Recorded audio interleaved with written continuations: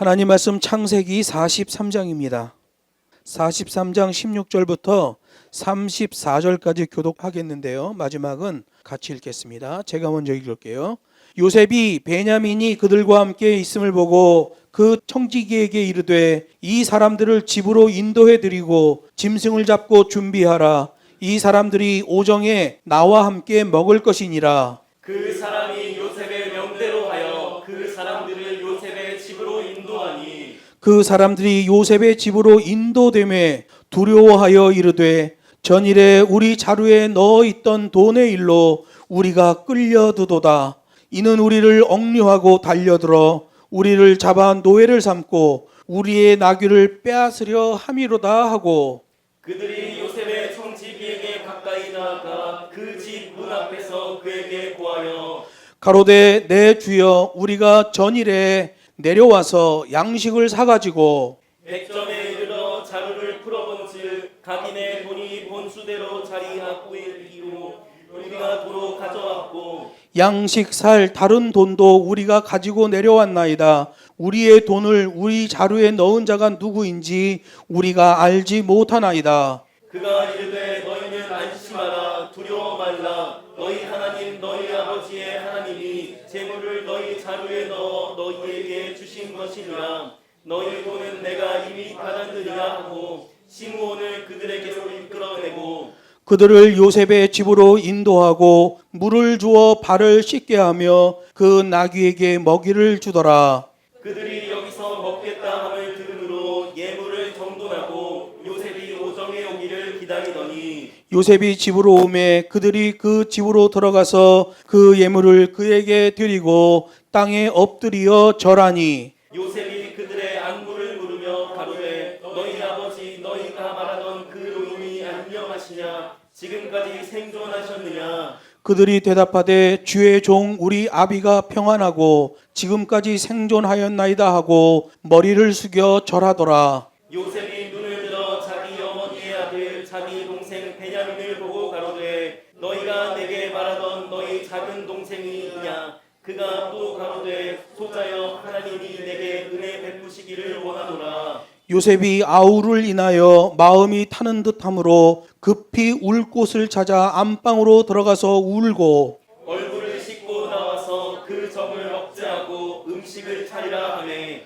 그들이 요셉에게 따로 하고 그 형제들에게 따로 하고 배식하는 애굽 사람들에게도 따로 하니 애굽 사람은 히브리 사람과 같이 먹으면 부정을 입음이었더라. 그들이 요셉의 앞에 앉되 그 장유의 차서대로 안 치운 바 되니 그들이 서로 이상히 여겼더라. 같이 하겠습니다. 요셉이 자기 식물로 그들에게 주되 베냐민에게는 다른 사람보다 5배나 주매 그들이 마시며 요셉과 함께 즐거워하였더라. 아멘. 본문 말씀을 가지고 영적 싸움은 정확한 기준으로만 이길 수 있다라는 제목으로 하나님 말씀을 증거하겠습니다. 요셉의 상황이 그런 거지요. 하나님의 은혜로 미래의 환상을 보게 되었는데 그게 화근이 되어서 형들에 의해 애굽의 노예로 팔려버리고 말았어요. 애굽에서도 성실한 믿음으로 살았지만 되레 누명을 쓰고 감옥에 갇혀서 무려 2년여 동안 옥고를 치렀단 말이에요. 그러다가 하나님의 시간표가 되어서 기가 막힌 역전의 법칙으로 애굽의 총리에까지 오르게 됐어요. 그리고는 애굽의 노예로 팔린 지 20여 년 만에 드디어 자기를 팔았던 형들도 만나고 자기의 혈육 베냐민도 극적으로 만나게 된 거예요. 오늘 본문은 요셉의 심리적인 상태를 아주 잘 보여줍니다. 최대치의 기쁨은 극도의 불안을 동반한다. 요셉이 드디어 자기 동생 베냐민을 보게 됐어요.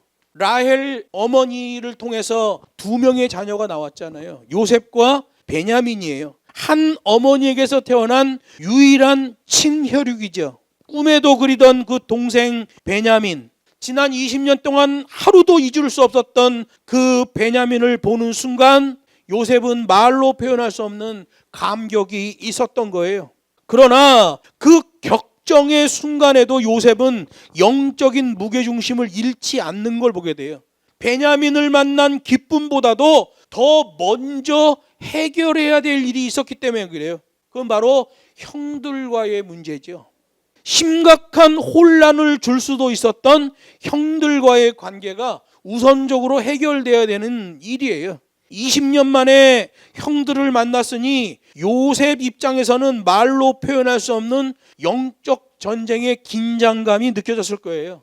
엄청난 기쁨은 극도의 불안하고 똑같단 말이에요. 사랑과 애증은 재료가 똑같아요. 방향성만 다른 거죠. 어느 남녀가 사랑합니다. 막 자기의 간을 빼줄 것만큼 사랑하고 자기 목숨을 던질 것만큼 사랑해요. 그러다 어떻게 미워졌어? 왼수가 돼버렸어.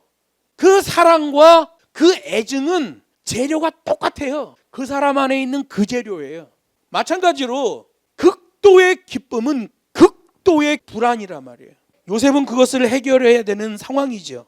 그런 긴장된 상황을 모르는 형들은 그저 자신들이 애굽에 내려온 그 목적을 달성하는 게 유일한 목표지요. 왜 내려왔어요? 식량 사러 내려왔잖아요. 여러분, 우리가 언제 어디서든지 내 앞에 나타나는 현상들은 영적인 눈이 열려 있어야만 그 상황의 원래 본질이 보여지는 거예요. 만약에 어떤 일에서 그 일의 본질이 안 보여지면 그 사람은 수박 겉 핥는 것과 같은 삶을 살 수밖에 없는 거예요. 수십 년을 살았는데 수십 년을 믿었는데도 믿음이 성장하지 않는 경우가 바로 이런 거지요. 내 앞에 나타나는 현상들을 영적인 눈이 열려 봐줘야만 그 상황의 본질을 알게 되고 그 본질을 기준으로 움직이는 사람이 되는 거예요. 요셉은 형들로부터 큰 상처를 입은 인생이었음에도 불구하고 오늘 본문 보면 형들에게 자기가 베풀 수 있는 건 다 베풀어 보는 걸 보게 돼요. 그런 영적인 강자가 될 수 있었던 근거는 하나님께만 초점을 맞췄기 때문에 그래요. 그리고 자기의 인생을 하나님에게 이렇게 의탁했기 때문에 그렇습니다. 오전에 봤던 아낭카손이라는 헬라어 단어와 똑같지요. 하나님이 우리를 부를 때 강권하여 데려다가 부른단 말이에요. 강권하여. 부르실 때도 우리의 자세가 하나님께 일치될 때 그때 하나님께서 우리를 부르시는 거예요. 성경이 그렇게 말하고 있다니까요. 그리고 부르신 다음에는 역시 주인의 뜻에 일체감이 있는 자로 계속 권고를 받으며 살아가는 거예요. 애굽의 종으로 팔렸는데 그런 흐름이 나왔다는 것은 하나님께만 초점 맞추고 하나님께만 의탁했기 때문에 그런 거예요. 이게 바로 모든 그리스도인들에게 있어야 하는 복음적 의로움이에요. 싱글 포커스의 초점과 온전한 의탁, 사람, 일, 상황에 대하여 오직 전적으로 하나님만 의지하는 자세지요. 우리 교회 말로 하면 법과 식대로 아가페 한 동작이 되는 거죠. 애굽 총리의 권세로 충분히 아버지와 형들의 정보를 채집할 수도 있어요. 애굽의 총리인데 자기 밑에 있는 군사 몇 명 너희들 팔레스틴 지역 어디 가서 그분에 대해서 좀 알아갖고 와라. 그 돈도 얼마큼 줄 수 있잖아요. 충분히 아버지에 대해서 형들에 대해서 조사할 수 있어요. 그리고 만날 수도 있었을 텐데 시간이 지연됐단 말이에요. 왜 지연됐을까요? 과거에 있었던 충격적인 트라우마의 일을 아직도 잊지 못하고 있기 때문에 그래요. 형들이 동생 요셉을 애굽의 노예로 팔아버렸어요. 그러면 요셉 입장에선 보복을 해야죠. 이건 무조건 보복해야 돼. 어찌 같은 아비를 둔 형제끼리 동생을 그렇게 팔아버릴 수 있냐. 보복을 해야죠. 하나님은 지연시키는 거예요. 하나님의 은혜를 순수하게 받을 수 없을 때 지연이 돼요. 왜냐하면 하나님의 은혜를 순수하게 받으려면 인간 감성에 의한 판단을 하지 않아야 되거든요. 인간 감성으로 하나님의 은혜를 판단하면 큰일 나는 거예요. 하나님의 은혜는 하나님의 말씀으로 판단하는 겁니다. 은사주의, 신비주의의 문제가 뭐예요? 하나님의 말씀을 자기 감성으로 판단하기 때문에 그 문제가 나는 거죠. 은사주의, 신비주의는 그냥 무조건 망하는 거예요. 감성주의는 무조건 망하는 거예요.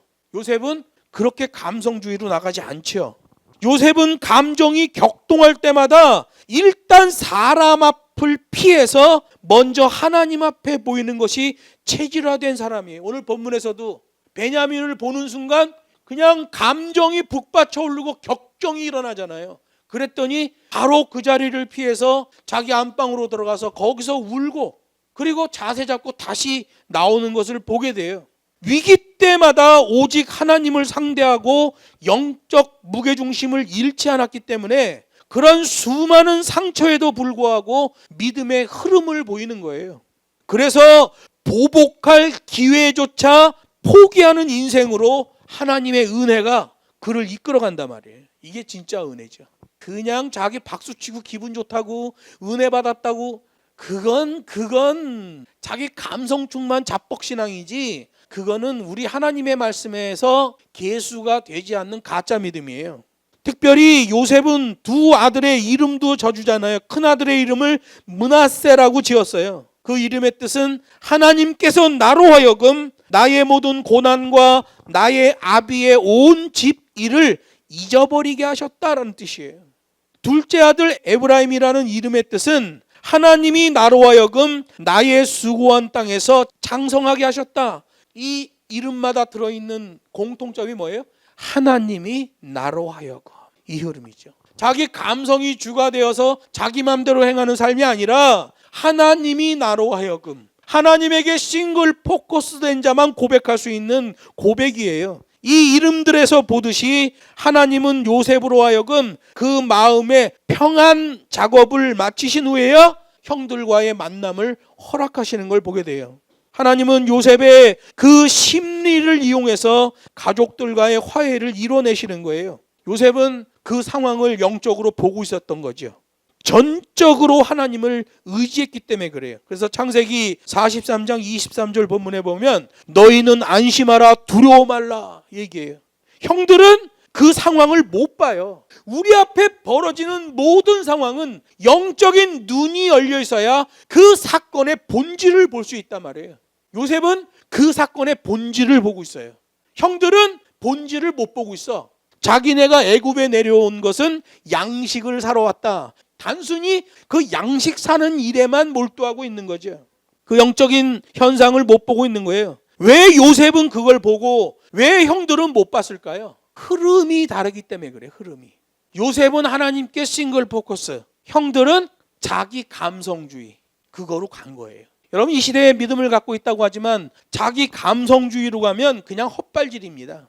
아무리 바리새인처럼 그냥 박사들이 돼 있어도 실천력이 나오지 않으면 그건 헛발질이에요. 감성주의입니다. 하나님은 요셉 한 사람을 통해서 그 패역한 한 가족을 구원해내시는 그 구원론을 움직이고 계시는 거예요. 오늘 본문에 보면 요셉의 의로운 자세와 믿음의 흐름을 보여줍니다. 요셉의 일생을 보면 매사가 억울한 상황이잖아요. 매사가 피해자예요. 그런데도 하나님을 의지하고 하나님과 교통하는 그 흐름을 유지하고 있어요. 그 많은 문제들로부터 당당하게 승리할 수 있었던 결정적인 열쇠가 바로 하나님 중심 싱글 포커스의 흐름이에요. 그 어려운 난관을 다 이겨내는 거죠. 먼저 하나님과 풀고 나오기 때문에 사람들과의 모든 문제는 영적인 입장에서 완전히 정리가 돼버리는 겁니다. 요셉의 특징이죠. 감정이 격동할 때마다 일단 사람의 얼굴을 피하고 골방에 들어가 하나님을 만나는 거예요. 성경은 오늘날을 살아가고 있는 우리 그리스도인들에게도 요셉이 가졌던 그 침묵 정진의 믿음을 요구하고 있단 말이에요. 침묵하면서 올곧게 정진할 수 있는 첫걸음은 자기 자신 안에서의 평안이에요. 그래서 이것을 위해서 기도해야 돼요. 요셉이 베냐민을 보는 순간 막 격동하는 거예요. 그때 방에 들어가서 자기 안에서의 평안을 되찾은 다음에 다시 나오는 거예요. 여러분, 욱 할 때 내뱉는 소리는 독이에요. 여러분이 가정에서도 어디에서도 욱 할 때는 일단 말을 하면 안 돼. 욱 할 때 나오는 말은 권리 없는 말이에요. 권리 없는 말이 쏟아져 나왔다 그럼 막 권리 없는 행동이 막 나오는 거예요. 그러면 대책 없는 인생이 돼버리는 거예요. 감성주의가 그렇게 움직이죠. 하나님이 요셉의 마음에 평안을 주셨기 때문에 복수의 사람이 아니라 눈물의 사람이 되어진 거예요. 여러분, 사람 침에는 독이 있잖아요. 눈물에는 독이 없어요. 요셉은 복수의 사람이 아니라 눈물의 사람이 되는 거예요. 20절에 보면 끝까지 소망을 버리지 않는 요셉이 보입니다. 끝까지 아버지와 베냐민을 찾잖아요. 너희 말째 아우를 내게 데려오라. 그 노인이 지금까지 생존하였느냐? 끝까지 찾아요. 그 간절한 자세에 하나님이 응답하셔요. 믿음의 싸움 중에서 가장 큰 싸움은 자기 자신과의 싸움이에요. 그게 제일 힘듭니다. 내 마음에 도사리고 있는 부정적인 마음, 복수의 마음, 원망과 불평, 인내하지 못하는 마음이 우리들의 무서운 적이에요. 그래서 사도 바울도 고백하잖아요. 오호라, 나는 곤고한 사람이로다. 누가 이 사망의 몸에서 나를 건져내겠는가? 로마서 7장에서 그렇게 탄식하던 사도 바울이 갈라디아서 2장에서 답을 찾습니다. 내가 그리스도와 함께 십자가에 못 박혔나니. 자기 자신과의 치열한 싸움을 하다가 자기 자신 안에 존재하는 욕정에 대하여 자기의 사망을 선포해버립니다. 나는 그리스도와 함께 십자가에 못 박혀 죽었다. 요셉과는 다르게 요셉의 형들은 요셉 앞에서 두려워하잖아요. 창세기 43장 18절 두려워했다. 44장 13절 옷을 찢고 45장 15절 그제야 말을 하니라. 그냥 완전히 두려움에 휩싸여 있는 거죠. 왜 그럴까요? 실체를 모르기 때문에. 영적인 눈이 안 열려서 그 상황의 실체가 안 보이는 거예요. 마음의 평강을 잃어버렸어요. 형들이. 결정적일 때 하나님을 의지하지 않으면 두려움이 오게 되는 거예요. 그래서 요셉은 결정적일 때마다 하나님께 묻는 거예요. 하나님, 이거 어떻게 해야 되겠습니까? 사단은 우리의 그런 두려움을 이용해 우리를 공격하게 돼요.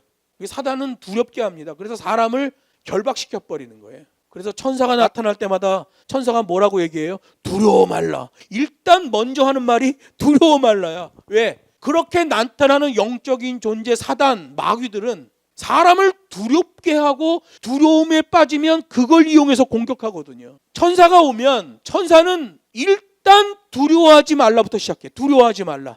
내가 지금 너에게 무엇을 전하겠다. 하나님의 말씀을 전하겠다. 이 천사들이 제일 먼저 하는 일성이 두려워하지 말라잖아요. 열왕기하 6장에 보면 아람 군대가 쳐들어왔는데 엘리사와 엘리사의 사환이 보는 견해가 달라요. 사환은 아람 군사와 말과 병거를 보고 완전히 쫄아버려요. 세상에 대군이 몰려왔습니다. 우리는 이제 다 죽게 됐습니다. 그랬더니 엘리사가 껄껄껄 웃습니다. 그때 이 사환의 눈이 열리는데 보니까 아람의 군대와 말과 병거보다 훨씬 더 많은 하늘의 불말과 불병거가 온 산에 둘러치고 있는 것을 영적으로 보게 된 거예요. 여러분, 우리 앞에 벌어지고 있는 상황은 영적으로 눈이 열려야 그 일의 본질이 보이는 거예요.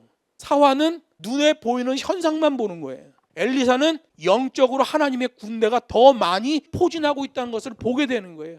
나중에 사환의 눈이 열리니까 사환도 그 상황을 보게 되는 거예요. 실제 3차원 세계에서는 지금 아람 군대가 우리를 완전히 포위하고 진치고 있는데 겁이 안 나는 거예요. 왜? 그 일의 본질, 그 일의 실체를 보는 거예요. 아람 군대는 아무것도 아니다. 하나님의 불말과 불병거가 이 전체를 감싸고 있다. 그러면 승리하게 되는 거지요. 하나님의 은혜를 크게 보면 상황과 문제는 작아지고 상황과 문제를 크게 보면 하나님의 은혜가 작아지게 되는 거예요. 그 분기점에서 작용하는 강력한 영적인 힘이 두려움이에요. 그 사단은 두렵게 하고 자기 일을 한단 말이에요. 인간이 그냥 바로 쫄아버리고 꼬리 내려버리게 돼요. 하나님은 두려워하지 말라부터 시작해요. 오늘 본문에 보면 형들은 그냥 두려움에 빠지잖아요. 요셉이 말합니다. 두려워하지 마십시오. 두려워하지 마십시오. 영적인 실체를 봐야 되지요. 요셉은 형들과 베냐민을 자기 집으로 인도해요. 밥 앞에서 만나는 게 중요한 거예요. 하나님의 계획은 거창하지 않아요. 의외로 평범해요. 형들을 자기 집으로 불러서 밥상을 차리고 밥을 먹으면서 일을 해결하는 거예요. 요셉은 얼마든지 원망하고 불평해도 될 만큼 상처를 입은 인생이잖아요. 요셉이 원망하고 불평한다고 그래서 야, 그거 왜 원망하고 불평하냐 말할 수 없어요. 왜냐하면 요셉이 당한 일을 보면 원망 100번 하고 불평을 10,000번 해도 누가 뭐라 할 게 없어요. 왜? 그 정도로 고초를 겪은 사람이거든요. 그런데 오히려 그것을 하나님의 은혜로 받아들이고 담아낼 수 있는 그 마음으로 준비가 되어졌던 거죠. 요셉의 자세를 보세요. 그의 말 한마디 한마디를 보세요. 세우고 살리는 권세로 움직이잖아요. 이 세우고 살리는 권세는 하나님에게 싱글 포커스가 맞춰진 자만 할 수 있는 거예요. 부담되는 일, 인정하기 싫은 일인데 하나님의 일로 받아들이고 섬겨버리는 거예요. 섬기고 인정해주면 다 살아나는 거죠. 내 맘에 안 든다고 그냥 막 뭐라 그러는 게 아니라 살리고 세우는 쪽으로 움직이면 돼요. 욱하는 마음 때문에 말하고 행동이 나와버리면 그거는 문제가 발생하게 되는 거예요. 여기 33절 말씀 보면 하나님께서 자연스럽게 보여주시는 질서가 있다는 걸 보게 돼요. 그들이 요셉 앞에 앉되 그 장유의 차서대로 앉히운 바 되니, 형들과 동생이 내려왔는데 요셉이 이렇게 순서대로 앉혔는데 보니까 큰형부터 둘째, 셋째 이렇게 쭉 해서 막내 베냐민까지 정확하게 순서가 맞은 거예요. 어느 형제 하나가 순서가 뒤바뀐 애가 없어. 나이 많은 형부터 그 밑으로 쭉 순서대로 그 장유의 차서대로 앉힌 거예요. 형들이 볼 때는 이야, 이 기이하다, 신기하다. 요셉에게는 아주 자연스러운 일이죠. 왜? 요셉은 지금 그 일의 본질을 보고 있거든요. 형들은 그게 안 보여. 형들 눈에는 기이하고 요셉에게는 자연스럽고. 여러분, 기적이 상식이 되는 일이 있는 거예요. 하나님의 일을 할 때 그렇게 하나님께서 주시는 질서와 순서가 있다는 것을 알게 되는 거예요. 내가 감당하기 버거울이 많지 부담스러운 일이 있더라도 그것을 두려워하지 말아야 돼요. 그 안에 숨겨진 하나님의 뜻을 보기를 기도하는 거예요. 하나님, 지금 이 일이 내 앞에 벌어졌는데 이게 어떤 일인지 저로 알게 하십시오. 기도하세요. 그 일의 본질이 보여지는 거죠. 말씀을 맺습니다. 영적인 싸움은 정확한 기준으로만 이길 수 있고 그래야 최종적으로도 승리할 수 있는 거예요. 하나님과 교통하며 침묵 정진하는 기본기, 끝까지 소망을 버리지 않는 것, 들어가야만 풀 수 있는 것, 밥 차려놓고 푸는 평범한 하나님의 방법, 인위적인 동작을 다 막아야 돼요. 하나님의 질서에 순종하는 자세가 필요한 거예요. 오늘 성경은 우리 그리스도인들에게 인간관계에서의 기본기도 보여주잖아요. 자기 죄를 뉘우치는 자는 무조건 용서하라. 거짓말하는 자는 절대 배격입니다. 피 흘리기까지 싸워야 돼요. 근데 자기의 죄를 뉘우치는 자는 무조건 용서해야 되는 게 우리 기독교의 법이에요. 심판자는 오직 하나님 한 분뿐이시기 때문에 그래요. 하나님을 믿는 믿음 중 가장 숭고한 믿음은 살아계신 하나님을 인정하고 하나님의 주권적 심판을 인정하는 거예요. 수많은 영적인 싸움이 발생합니다. 교단 안에서도 엄청난 싸움이 발생해요. 그리고 자기 자신 안에서도 영적인 싸움이 발생합니다. 그때 오직 하나님의 계명의 기준을 따라 실천의 영성으로 승리하는 저와 여러분 되기를 주 예수의 이름으로 축복합니다.